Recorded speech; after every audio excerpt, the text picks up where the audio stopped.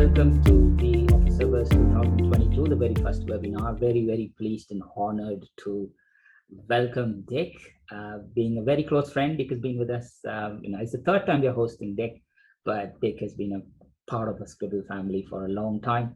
So most of you know Dick, Eassom, as they call him, as the word man. If you're part of APMP, you know Dick has never missed, you can't have a single conference without Dick's word workshops. It's always there. And I think he's presented close to 16, 17 APMP international conferences.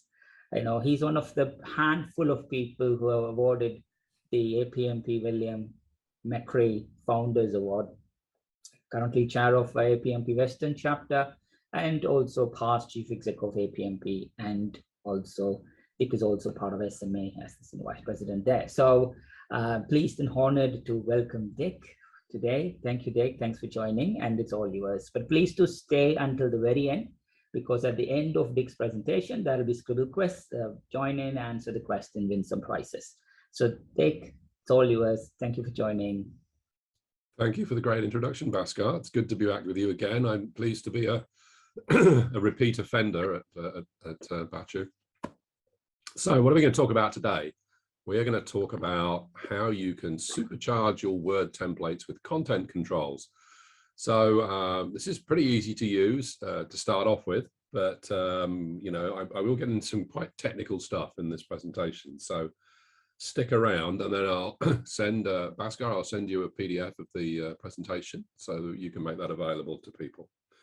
All right, so let's see. Benefits of content controls: no more inconsistencies. And you know, the worst thing in proposals, at least, is inconsistencies where you have it say one thing somewhere and one thing somewhere else. So it allows you to put text into one part of the document and have it automatically appear in another part of the document wherever you've done that. So for example, if you change the title of the proposal and you've used content controls, it'll change it throughout the entire document.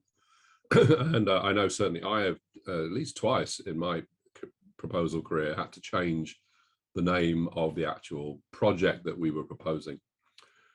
So also you can use them for placeholders for document content, for example, on cover letters and things like that, where people want to put in stuff.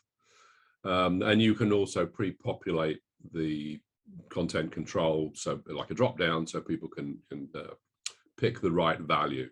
Okay, so let me show you where that goes. What is a content control? Microsoft says it's a bounded and potentially labeled regions in a document that serve as containers for specific types of content. Okay, that is strictly speaking correct. It's just a thing that you put in the document, and you can put content into that thing. You can put in dates, plain text, paragraphs of formatted text, lists, images, whatever you want. So imagine it's just like a box that you can put stuff in. The cool thing about it is, though, that you can actually bind it to the document properties. So we'll see those in a minute, but you know that we have document properties like title and subject and author and company and stuff like that. You can actually bind that content control to that document property, and then whatever's in the document property will appear in your document wherever the content control is. And better still, vice versa. So if you type in the content control, it'll automatically appear in your properties, and I'll show you that shortly. We can also bind it to an XML structure. Sounds a little complicated, but it'll become clear a bit later on how that works. And we can also use it to select building blocks, but building blocks will be the next presentation that I'm going to put together on how to use building blocks. But we can use content controls to allow us to select building blocks, something I've been doing here at SMA with some of our proposal documents for a long time. So let's go and have a look at some details, shall we? So content control types, and these are on the developer tab in Word, where we can have rich text, plain text, a picture, a checkbox, a combo box, a drop down, a date picker, and a repeated section, and as I mentioned earlier, the building block gallery. So a drop-down is, for example, a drop-down list that you can't change, but a combo is the drop-down list with the ability to add in your own value, which is kind of useful. So how do we get to these? They're here on the developer tab. So this is a developer tab in Word. If you don't have this displayed, go to File, Options, Customize ribbon. And then on the right-hand side over there, you'll see Developer. Just check that. And then bingo, you'll get the Developer tab. Excuse me.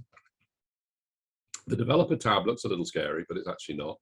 It's the way you would get to record macros if you're into that sort of stuff, and do some other clever things. But our things that we're interested in is this, controls thing here in the middle. Okay. So let's look at content controls linked to document properties. And in Word, if you go to Insert Quick Parts and then scroll down to Document Property, you'll see all of the key document properties in that list. For example, here is title. And on the right-hand side, I'm showing the document properties dialog, which used to be really easy to get to in Word. It's a little harder now. You have to go to, excuse me, you have to go to File, Info, and click on the properties dialog box there to make it appear. But basically what I want to show you is that there are one-to-one relationships. Excuse me, I had a little frog in my throat this morning. One-to-one relationships between this Insert Quick Parts document property and the document properties dialog. So there's our title, there's our subject, we have the author, we have the manager, company, category, keywords, comments, and those are all plain text. The reason being that the document properties can only be plain text. So that's no formatting, no bold, no italics, no superscript, subscript, anything like that. So, whatever you type in that, it's just called plain text. Okay, there's no formatting involved. But if you go to Insert Quick Parts, Document Property, Title, what's going to happen is Word will insert a content control on the page with the word title in it. So let's have a look at that. Here it is. So we're going to add that plain text content control to the template cover page. So we're talking about designing Word templates from which we will build documents. Okay. And so maybe we have a title page on our proposal. Certainly we do here at SMA. This is a standard proposal that we create where our clients say, send me a proposal. So we have a template that I've created for that, which is obviously a Word template. And it has a cover page with the title of the proposal. And so here is how I do that. I go to Insert Quick Parts, Document Property Title, and you'll see what Word has done here is to insert this content control. And we know it's a content control because at the top left, it has that little tab that says title. That means we're a content control. Okay. Now, because they're plain text, they will actually pick up whatever the styling is of the paragraph in which you insert them. So in this case, I've inserted it into my title style that I use on my cover page. And that is 36-point Arial bold. Okay. So my title content control picks up that color of 36-point Arial bold and black. Okay. And style, obviously. If you put it somewhere else, like in, for example, the header of your proposal, then, it'll pick up whatever the style is for the header. Okay. So you get this gray ghost text, and that allows you to give a hint to the user what you want them to put in there. So because it's the title property, it comes in as title. Obviously, it's empty. That's what it looks like. That gray text with the square brackets around it is called ghost text. And the moment you start typing in there, it will disappear and be replaced with whatever you type in there. But you can customize it. On your developer controls group there, you'll see that little icon that says design mode. When you click on that, you can then go into the content control and you can change the the ghost text to give a better clue to users as to what you want in there. So in this case, I've changed it from title to proposal title. Notice the name of the content control doesn't change, it's still title. What we've changed is the ghost text to make it a bit more obvious what we want to put in there, okay? Now that won't change it all the way through. If you have other content controls that are also the title content control, then it won't change it there. It'll only change it on that particular instance of that content control. Okay. So we can now go into our section heads. So let's say, for example, in my template, I have a cover page, I have a cover letter, and then I have the rest of the document where the actual content will go. And so where I have a real header, which is not on the cover page, but on the other pages, okay, I have my header, and in my header I have a table, which is the easiest way to lay out headers because you want to put logos and stuff like that in there. A table is the easiest way to do it. And you'll see here that this is the left-hand cell of my table, and I've made the left margin of that cell to be 0. So my text is going to butt right up against the margin. You're not going to have that normal table margin that Word insists on putting in there. Okay. And obviously on the other side, if I've got a logo or something like that, I'm going to set the right margin of that to 0 as well. But now I can go to Insert Quick Parts Document Property Title, pop in my title in there. I can go and change the ghost text if I want to. So what have we got now? At this point now, we have, let's see, it's on the next slide. Okay, so now what I've got is I've got proposal title on my cover page as a content control. I've got proposal title in my header or headers, okay, as a content control. And now I've got my document property dialog. So let's say I'm now going to type in my cover page what's going to go, what I really want to have in there, which is the real proposal title. What happens is the text that I type into that content control on the cover page, okay, ends up being put into my document properties and then gets reflected into any other instance of that document property content control. So we can consider document properties, that dialog, to be like a storage space, like a little database, if you like, of content, in this case, plain text content, but it's content. And so wherever, and it's bi-directional. So wherever I change it, it'll change it there, and then that change will be reflected throughout the document. So this is really cool because now I only have to type my title of my proposal in once, and it automatically gets replicated everywhere else through the document. Okay.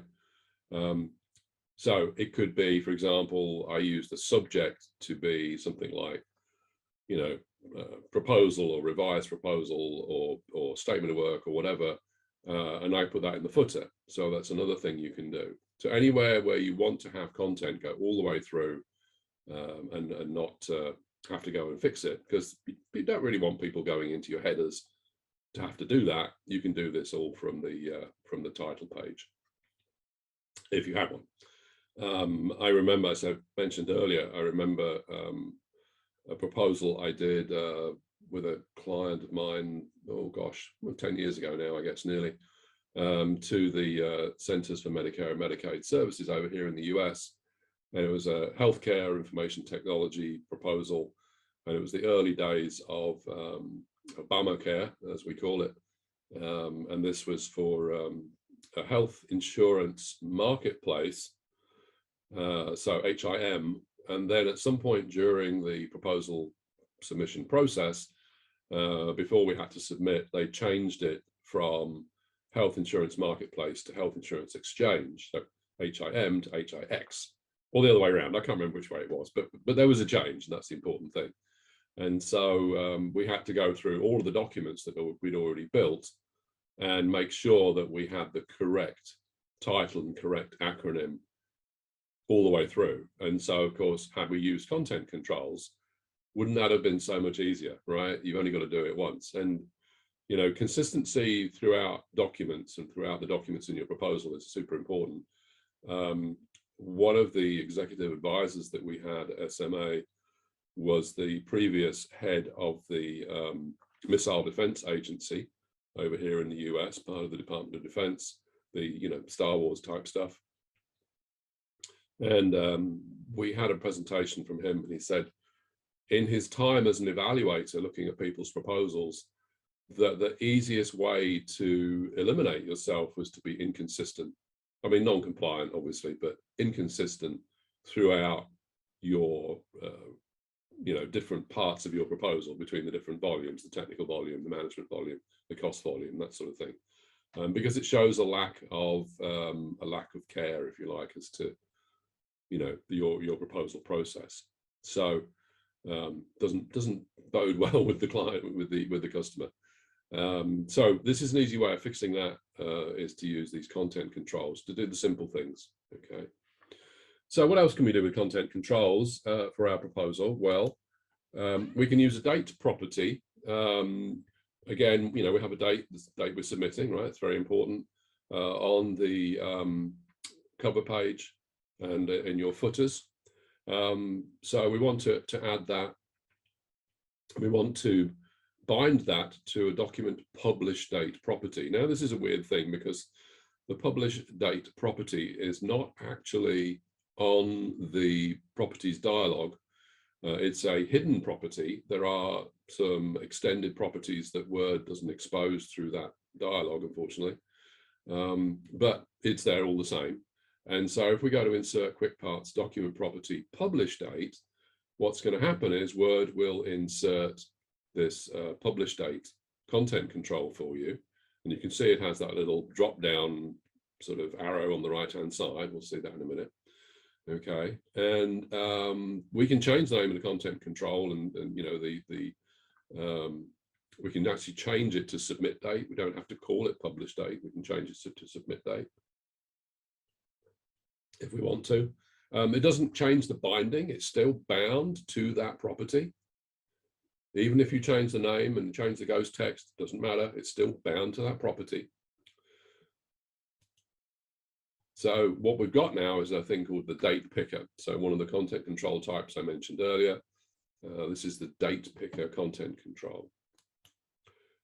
And so we can, you know, like I said, changing the name of it does not change the binding. If we go to the developer controls group, click on properties for that content control, you see you can change it from publish date to submit date.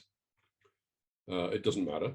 You can also change the, further down on that little dialog, you'll see the date picker properties. So for each instance of your date content control, you can change the format for how the date appears. So obviously you can have a very simple date, you can have the long date, you can have pretty much every date in there. You know, US format, European format, I should say rest of the world format, really. So whichever format you want, but bear in mind it's unique to that particular instance of the content control. So if you have the content control, the date picker content control on your cover page, and you set it to a certain date format, and then you put it in your footer, you will have to go into the one in the footer and change the properties to get the same format, if you want to have the same format all the way through. Okay, so a lot of these things are unique to the content control instance. What is common to all of them is the binding, is that piece of storage somewhere in your Word document where the value that goes in that content control is stored. In this case, of course, the value is a date. The content control translates that date into a certain format that you've picked for that control. Hopefully that makes sense. Okay. So we change our ghost text to submit date, okay? And then in our footer, we're going to do exactly the same thing, put it in, change the content control title and the ghost text to submit date. So now we have submit date on our cover page, and we have submit date in our footer. Again, we don't want people going into the footers, messing around in the footers. So we can just change it on the cover page once and it'll ripple through the whole document. Let's look at that. There we go. So I On the cover page, I clicked on the drop-down arrow. I get a little date picker. Okay, I pick the date. In this case, June the 2nd, 2021, because I did this presentation last year and I haven't updated this slide. But you get the point. So what happens is that when I've selected the date, that gets put into the submit date content control as the value. And then when I go and check my footers, you'll see that it's also in the footers. So this is great. So if you get an extension, and we all love extensions, don't we? That extra little bit of time to finish your proposal. You know, and it slips back a week. Okay, you put the new date in the cover page, confident that it will change all the way through all the footers in your proposal. So this is what I'm talking about in terms of consistency in your content. Okay, so where does that live? It doesn't actually live in the properties dialog. So we can see here on the properties dialog on the right hand side, there is no publish date property. Okay, you know, I've used all the other properties in there for something, but like the category and the comments, I actually use those to drive content in my footer. But it's not in that dialog. So where does it live? If we go on the developer tab, you'll see a button called XML Mapping Pane.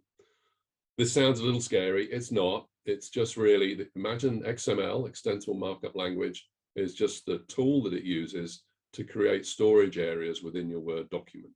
Okay. So when we go to the XML Mapping Pane, we'll see that there is a part called Cover Page Props, Cover Page Properties. Well, that's kind of useful, right? And in those covered page properties, we have publish date, abstract, company address, company phone, company fax, company email. And so that's where publish date gets stored. None of those cover page properties are actually visible anywhere else apart from in that XML mapping. But what the XML mapping does is it says, here are some storage areas that you can use to map content controls to. Okay. So, you know, we can create custom XML parts to contain, you know, more storage for whatever you want. And I use a custom XML part to have storage for all kinds of things, including logos and graphics, believe it or not. So we'll talk more about that later, because that does get a little bit deeper down the rabbit hole. This gets a little bit more complicated, a bit more technical. But substantially, this is where we are. So we've used the title, content control off of our document properties, linking to that to put in our title, in our header. And now we've got this publish date in the footer. So yeah, looking good, right? You'll see there on the document properties that I use the category as the type of information and the comments. And actually I have written macros that will change those to change the type of document that I'm submitting. So, you know, you can do some cool things here. And if you have the content controls, by changing the category, you change it throughout the whole document, which is the nice thing. Okay, what else can we do? Content controls for other data. So in our cover letter, which in my template is the second page, okay, I'm going to have some content controls, and one of the uses of the content controls I mentioned earlier is to have prompts to the user as to what they're going to type in there. Okay, so that's the cover from the cover page of my template. You'll see I have there called the salutation.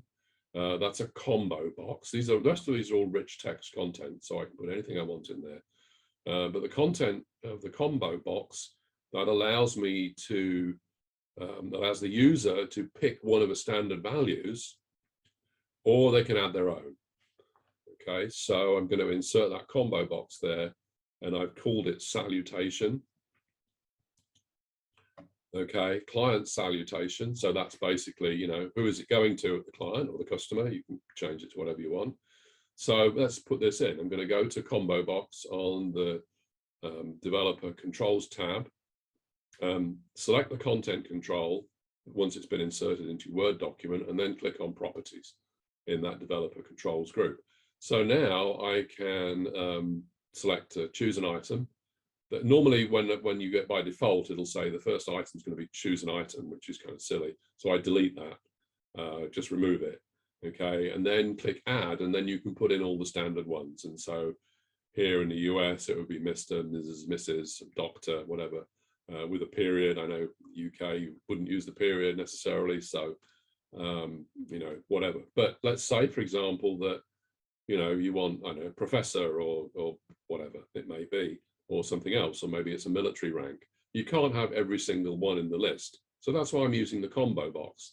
That allows somebody to type in their own, not necessarily have to use what I've got. If I use the list box, they could only pick one of these, but by using the combo box, if it's not in the list, they can just type in their own. So we're going to change the design mode there to go to design mode and change the ghost text to salutation. And that makes perfect sense. Now, all these content controls, by the way, you can just insert content controls.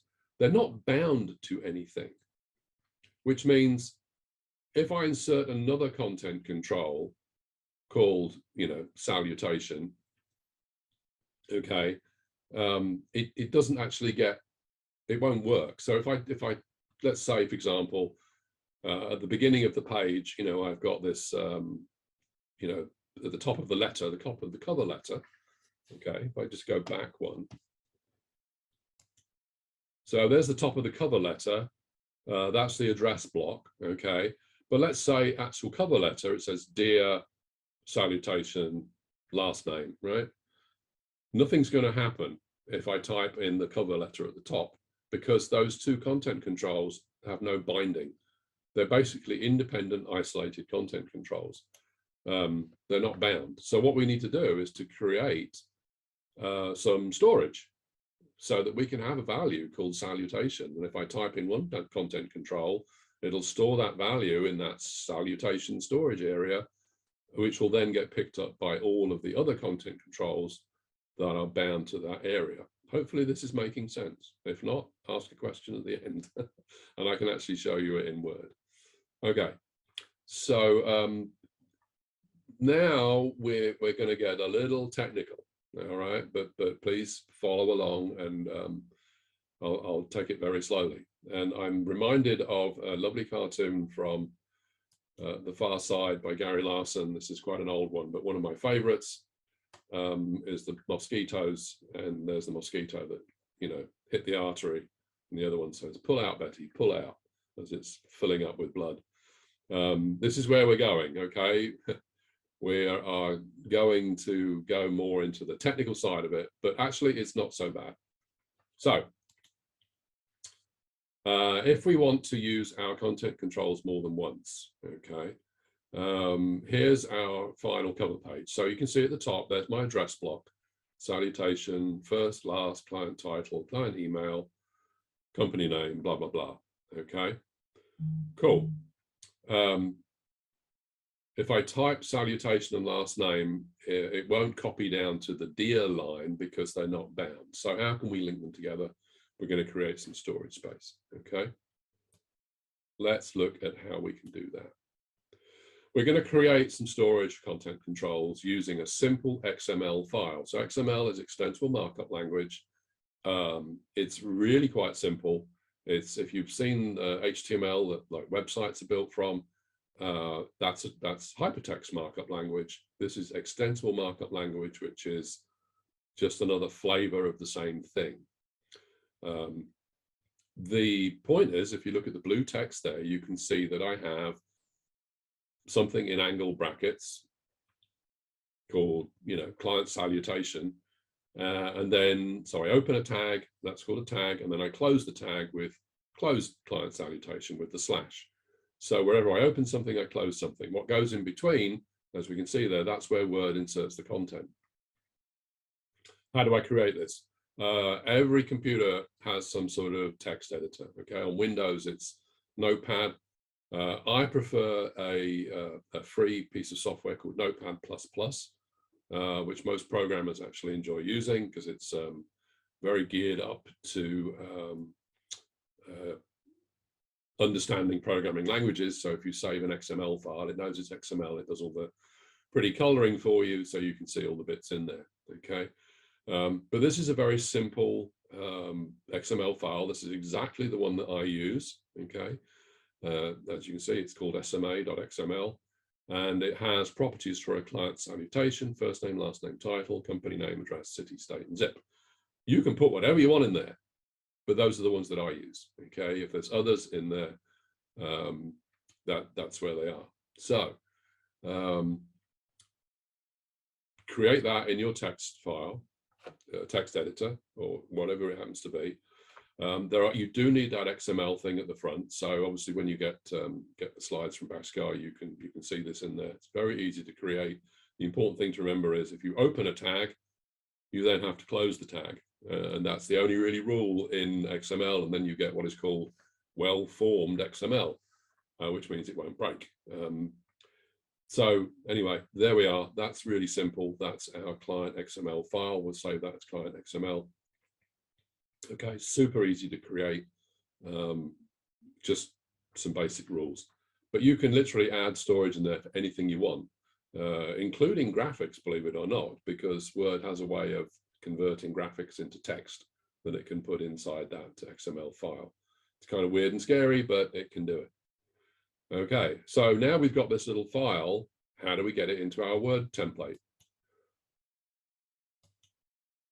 We're going to go to Developer, Mapping, and then to that XML Mapping pane. Okay, and if we click down on that, you'll see in the drop-down, Add New Part. So that'll allow you to browse to your new shiny XML file you just created.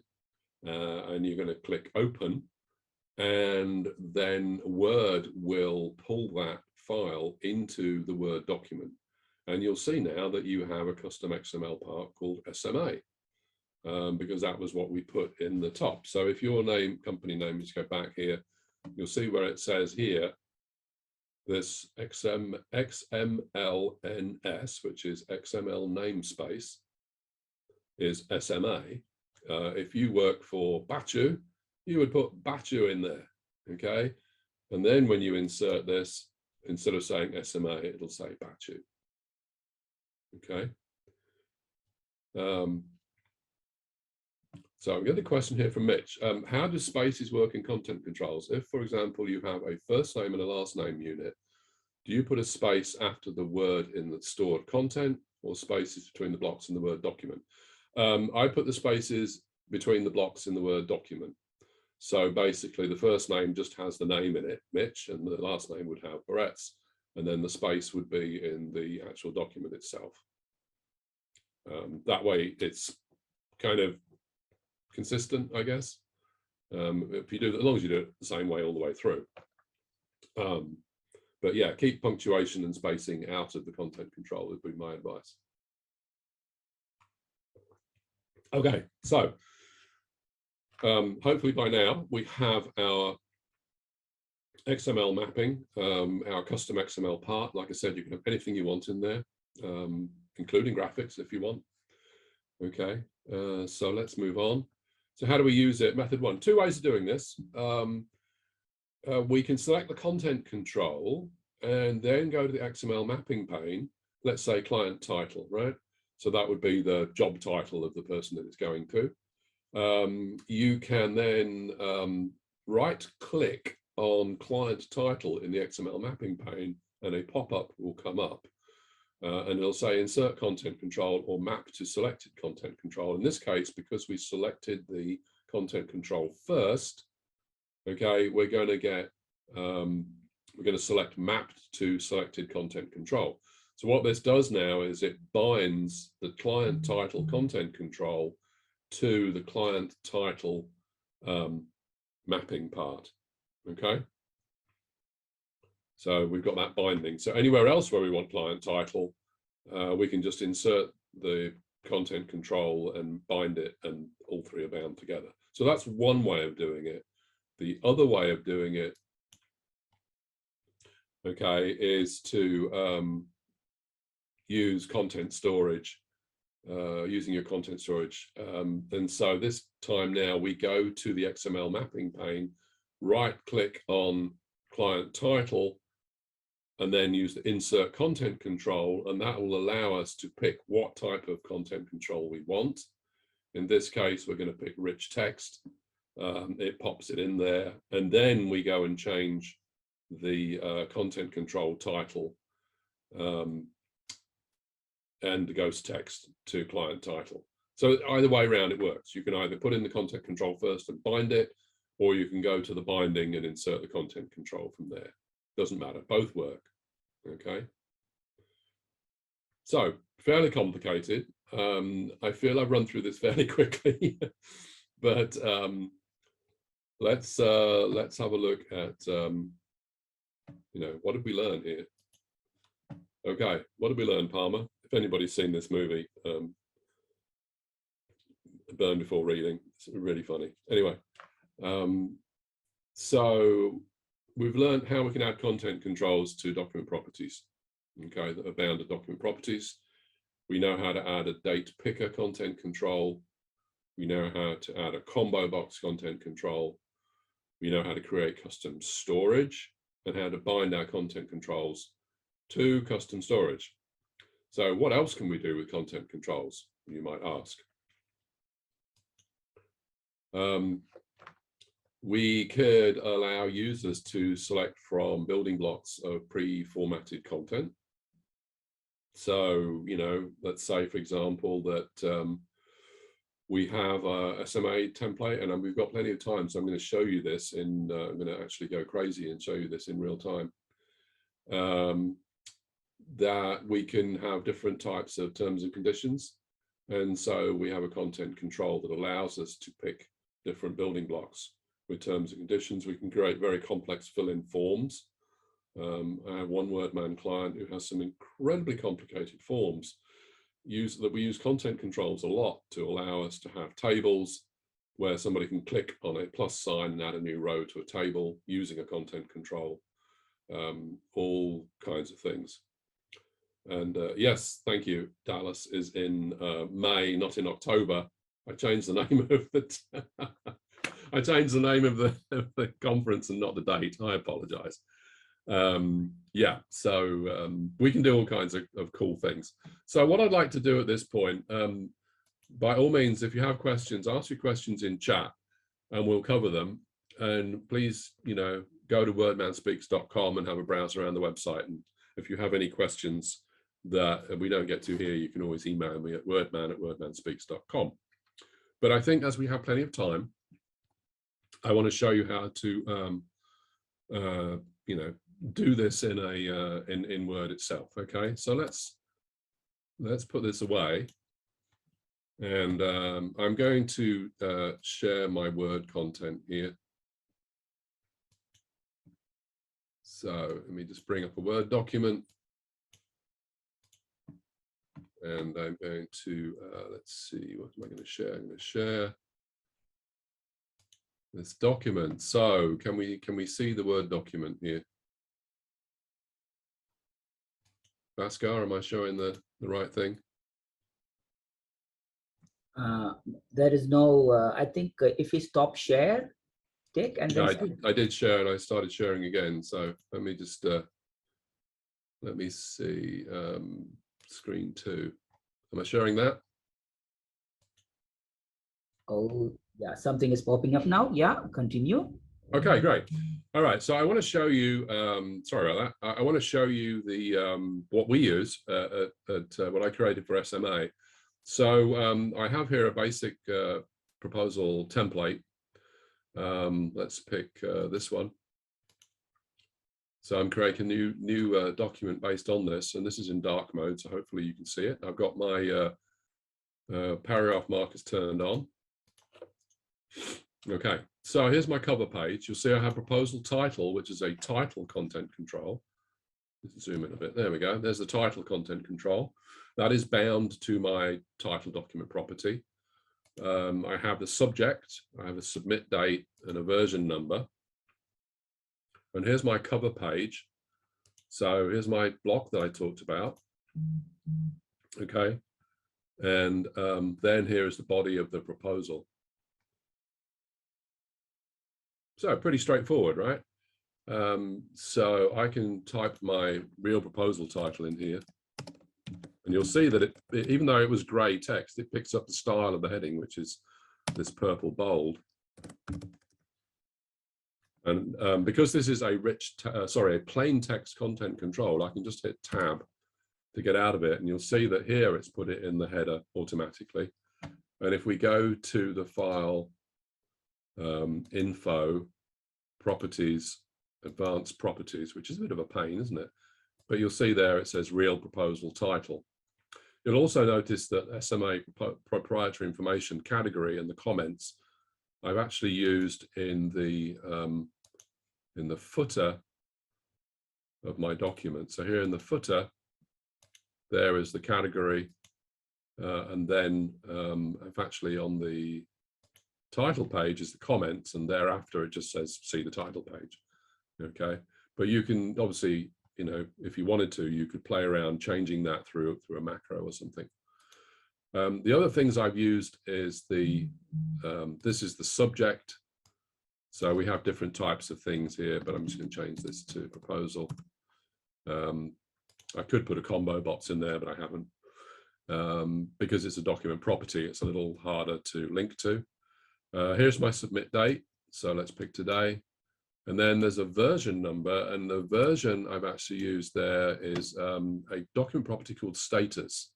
So I just repurposed it. So if you go to insert quick parts,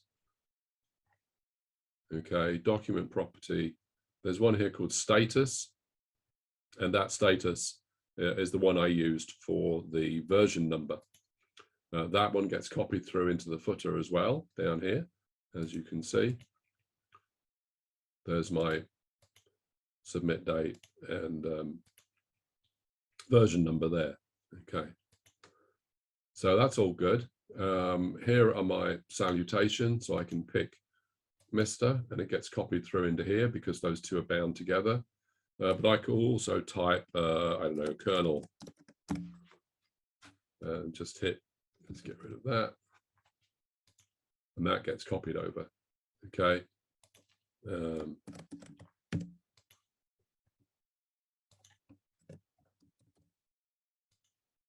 So perfect. Now, the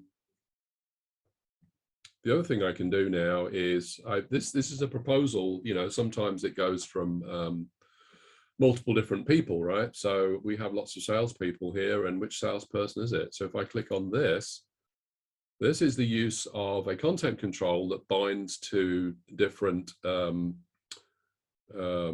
blocks. So I have building blocks in my template here with all of the different sales guys. So by pulling this in, let's say this is going to come from our contracts manager, and then I can actually select within a content control, I can select another building block. So you can have all kinds of fun with this. When we get down to the terms and conditions, I've got different types of terms and conditions.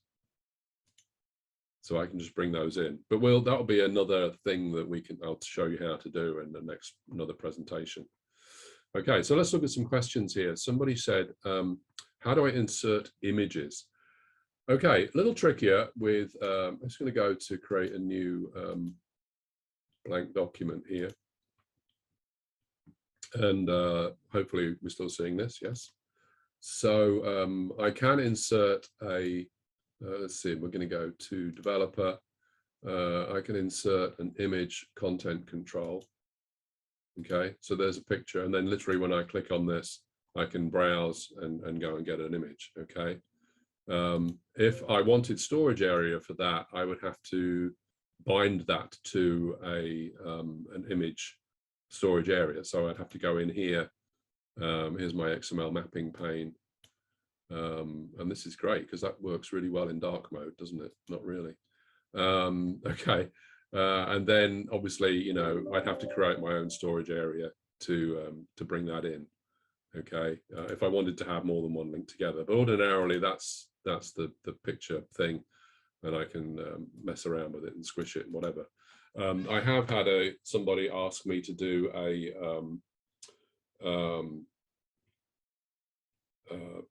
excuse me, I've asked somebody to do a template for them where they want to be able to pick a partner logo. So it's two companies bidding, like a joint venture kind of thing. And that's where we use this content control, and we created a special storage area for that. So that's how you can use it. It's a little trickier. You have to play around with that just to get it there. But let's see. A few questions about the date picker. How do I get the calendar drop down? Renee is asking, and I think somebody else had that question about that. So let's just get rid of this thing here. We're just going to get rid of this content control. Bye-bye. We go to adding in the date picker. So here is the date picker content control, okay? And you should get that drop down like that. If you're talking about doing it from the insert quick parts, though, it should automatically come in. So insert quick parts, document property, publish date. It should automatically come in as a date picker. So if you've got a text field, you're not. Select the text date picker. It's a text type field. Yeah, you should get that drop down. I'm not sure what you're doing, Renee. So should work. Works for me.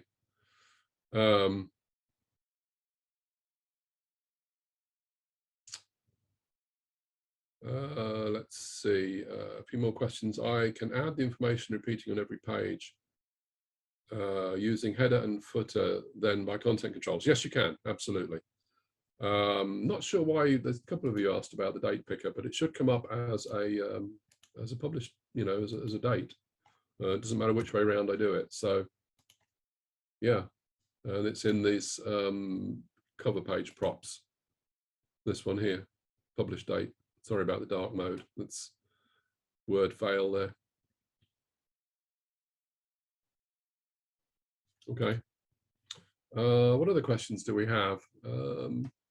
Sometimes while moving images from PowerPoint to Word, we end up with non-compatible enlarged image in Word. Is there an option to move the image to Word without pasting as a picture? A good question. One of the things I recommend personally that I do is I don't copy and paste stuff directly into Word. What I would do personally is to save your image from PowerPoint as a picture and then insert it. And I know you said without pasting as a picture. I'm not saying pasting, I'm saying inserting. So you can, from within PowerPoint, if you grab everything you want and then right click and say save as a picture, you can save it as a as anything really. If it's fundamentally, if it's a photograph, obviously you'd save it as a JPEG. If it is a you know, org chart, flow chart, that kind of thing, you can save it as a EMF, which is extended meta file, which is a Windows format, or as an SVG now. That's good.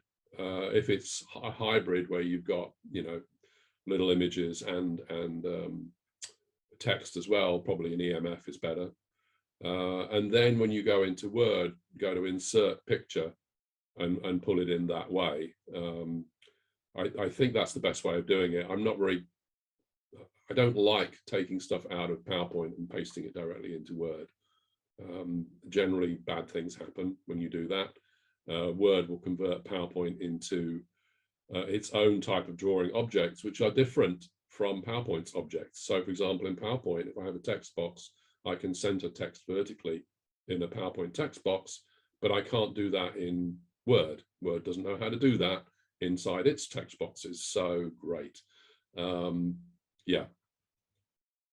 So that's generally what I do, is I go and get a PowerPoint. Let's see, I'm not sure we can easily do it from in here.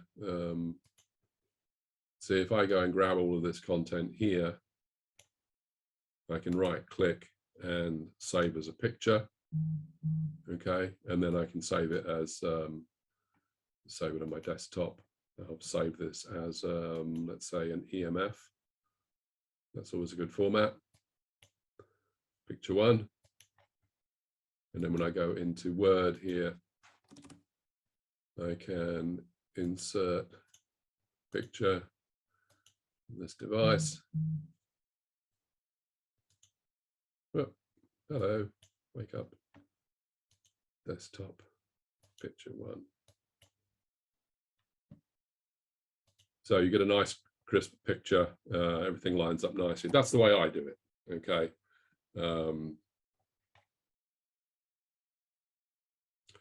Yeah, okay. So from Renee, yes, you hadn't exited design mode. Yes, design mode is does a lot of things. And I'll just show you the design mode. So I'll show you how to change that text. If I go into design mode, you'll see this changes, and I can then change the ghost text within here.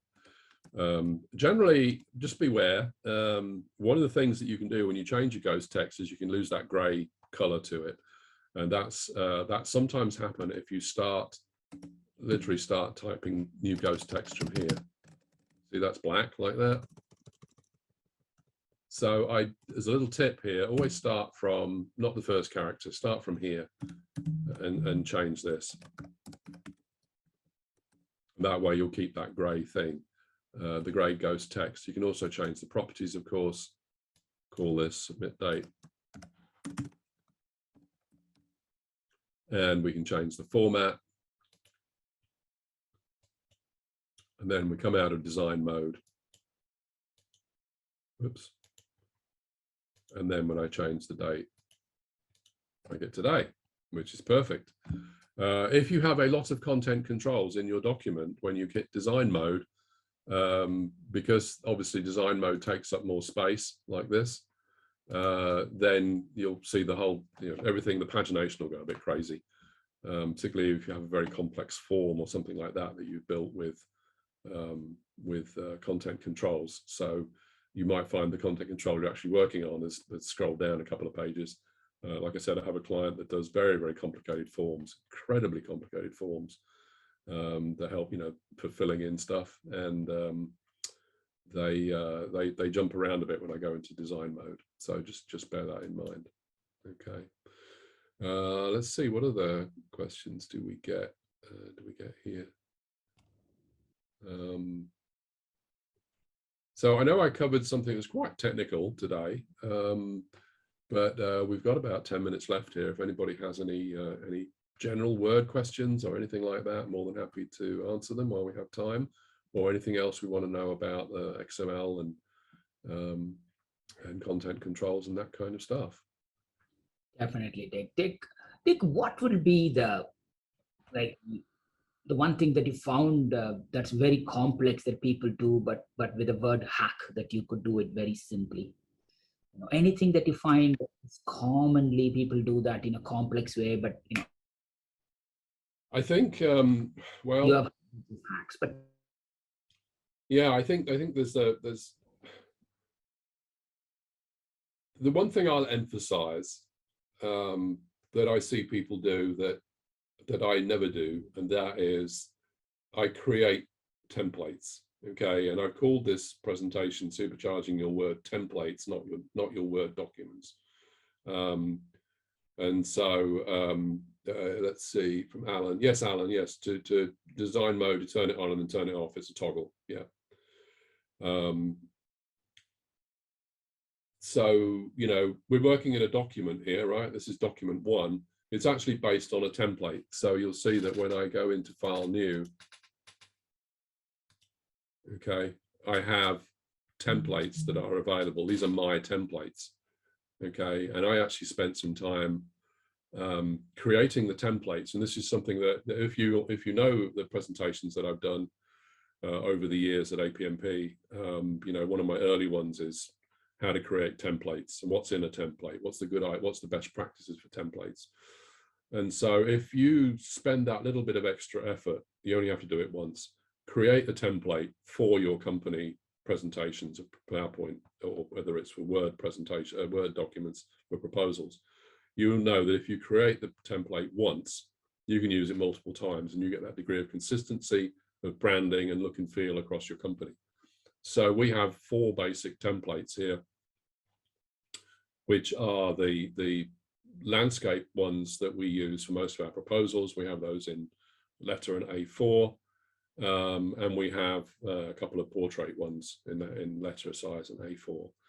Okay, I have a stationary template. I have my own Word and Speaks template, and then we have a bio template and that sort of stuff. And so by creating this template once, all of my proposals are based on that template, and all I do is just change it to suit. So this is what my proposal will look like. I have written some macros to help me change cover image, to drop in things like graphics, placeholders and stuff like that. I put in little text boxes and stuff. These are building blocks that the macro goes and gets and puts in there. So there's some time-saving stuff, but they're fairly technical to set up. But the best thing you can do is to basically create a template, make it look the way you want it to look, put your content controls in, design it the way you want it to look, and then save it as a template, a .x, okay? And then build all of your templates from all your documents from that. So that's always something we can go back to, and I can go through that as a presentation, Bhaskar, on a future date if you want to, how to build proper templates. Definitely. Thank you, Dick. I think there is one last question, and then we'll go to Scribble question the last 2 minutes. Okay, yeah, absolutely. So question from Marissa, can you explain how to add them to this menu? I'm not quite sure which menu you mean, Marissa.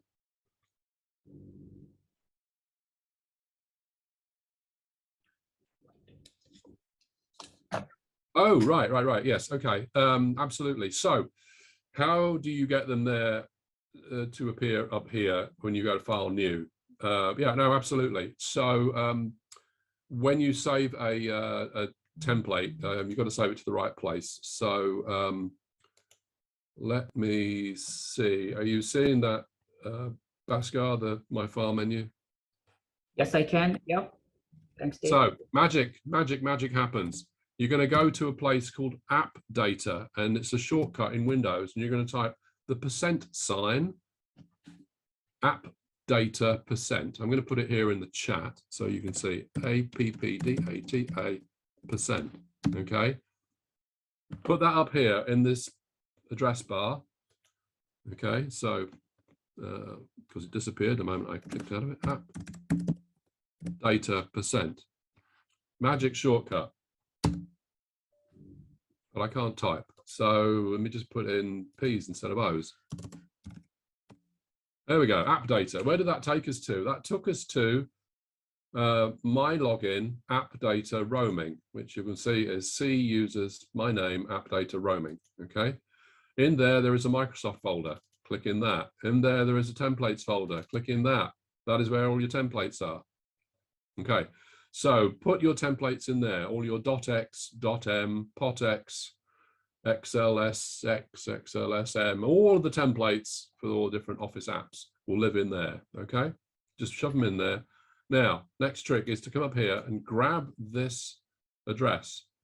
C users, your name, app data, roaming, Microsoft templates. Grab that, copy it, and you're going to go back into Word, and you are going to go to File, Options, Save. I know this is totally logical, but you're going to go here to Default Personal Templates Location, and that is where you're going to paste it. And then you're going to hit OK. And when you do that, when you next go to File, New, you'll see you have this Personal tab. By default, you get all this crap, okay? And I say that because who uses this, really? But if you go to Personal, you'll then see your personal templates, okay? I've used a little registry hack to make personal come up as the priority over the Office, but that's how you do it. Simple as that. All right, excellent. That's what Marissa wanted. Good, thanks guys. Thanks for all your questions. I hope you got something out of this. And Bhaskar, I'll turn it over to you.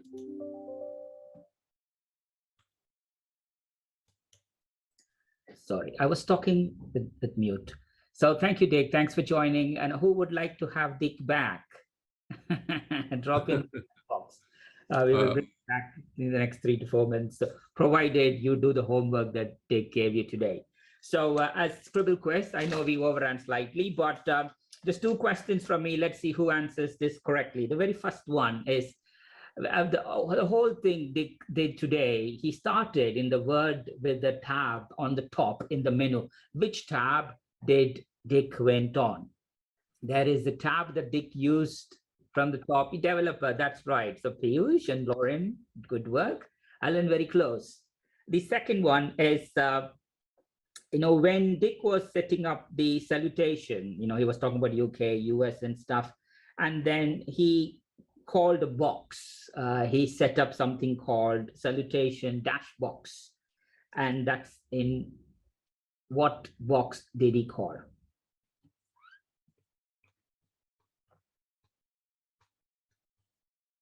In salutations, in the menu, it's a technical thing. So combo, correct, Aaron. Well done. Good listener, you. Yeah, combo box. Well done. And then this is a fairly straightforward one. The last one is Dick was talking about mapping, and he used a particular mapping. Which mapping is that? Lauren, legend. Trish, well done, Piyush. Thank you, all of you, for joining the quiz. And as you know, we will give anybody who tried the quiz, the first one, second one, third one. We all have access to our Jumpstart workshop. You could pick one from there. And our next upcoming live workshop will be with Mitch Boretz next week. Oh, you write proposals? No, sorry. Oh, you write grants? No, I write proposals. At the same time next week, followed by Telling Your Story, Compliant and Compelling Proposal Teams That Win with Chris Simmons. So every week there is something. Again, you could find all the upcoming workshops with us here in that link. But today, thank you so much, Dick, again, for joining and sharing. Welcome. I still haven't done half of what he said for me to do in the previous webinar, but this is technical, guys. But I've seen Dick's proposal, the SMA proposal that he showed. It's unbelievable how quick it is. It's error-free. And when you have different clients asking for the same type of services, it's brilliant. You don't need any proposal automation and any funky tools to do it. This is Wordman's talks, Wordman speaks. But thank you so much again for everybody for joining in today. And thank you all for participating in the Scribble Quest. Hope to see you in the next webinar next week. But thank you. Take good care all. Happy New Year. Yeah.